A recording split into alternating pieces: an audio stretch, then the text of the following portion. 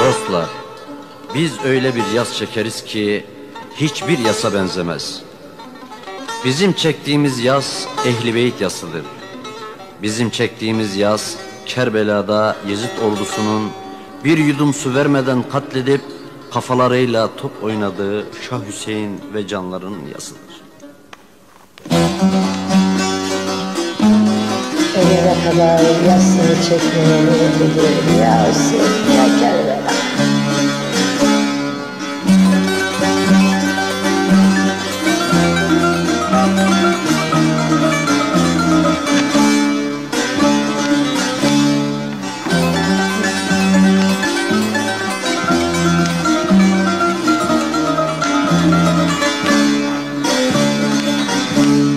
Oturmuş erenler yasını çeker, İmam Hüseyin'in yasıdır değil. Durmay bakıyor şehitler kanı, İmam Hüseyin'in kanıdır değil.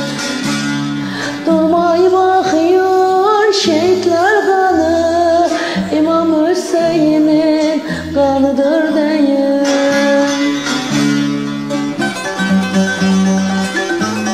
Kerbela şehidi sultanı sensin, masum atemini tutanlar gelsin.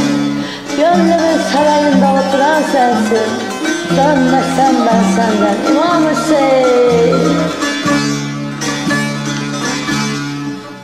Nalet olsun ol Yezid'in canına, kaydı Yezid imamların soyuna. Kesti başını götürdü Mervan'a, İmam Hüseyin'in başıdır değil. Kesti başını götürdü Mervan'a, İmam Hüseyin'in başıdır değil.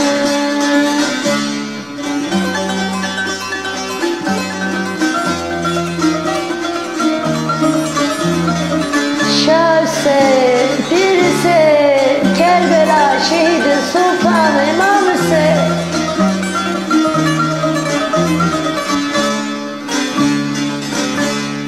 O güzel pirimden olmadı ferman, Ali'nin duası dertlere derman.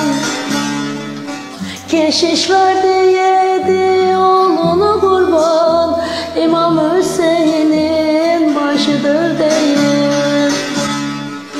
Keşiş verdi yedi oğlunu kurban, İmam Hüseyin'in başıdır değil.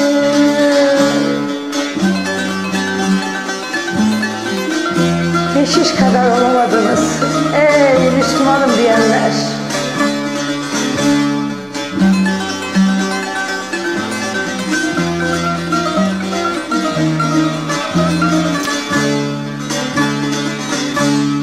Bir sultan aptalım ettiler cefa, umarım Yezidler sürmesin sefa.